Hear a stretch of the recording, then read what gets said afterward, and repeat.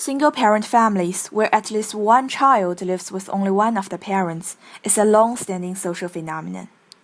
Possible reasons may include divorce, death of spouse, premarital pregnancy, and many more. According to statistics, in 2010, the number of single-parent families in China has already reached nearly 2.4 million, and of which 70% are single-mother families.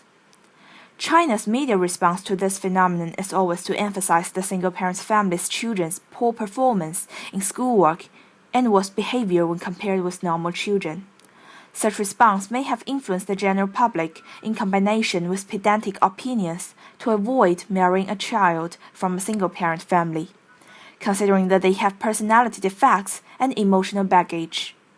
When speaking from a psychological standpoint, people tend to relate children from single-parent families with all kinds of psychological problems, ranging from low self-esteem, rebellious attitude, and even eccentric personality. It is admitted that various objective factors lead to some inevitable problems for single-parent families, such as the lack of time to spend time with the child because the parent is busy working, the increase of economic pressures in the family because of the reduction of financial sources, and the children's confusion due to the loss of one of the parents. However, much of these issues can also be attributed to the failures of the parents to properly deal with the consequences of their divorce and also the public's misconceptions, prejudices, and misunderstandings. We should not always put the blame on the children, who are actually never at fault. There are mainly four reasons that are involved with this phenomenon.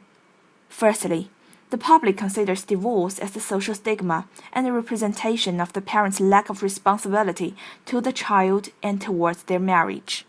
However, divorce may be the best solution for two people that are no longer in love, and after divorce, parents can still remain as friends in order to support their children's growth. Currently, due to societal pressures, divorces are actually faced with many pressures to never talk to the other party ever again.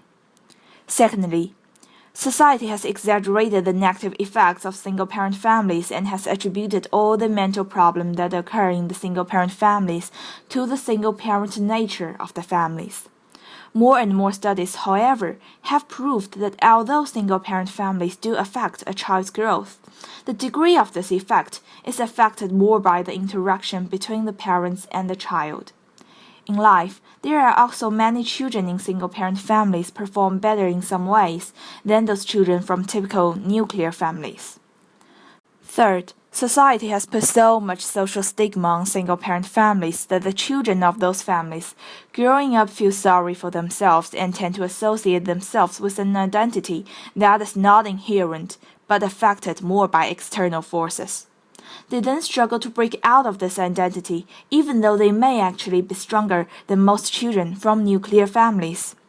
And the last reason that can never be neglected is the cultural and historical context of China.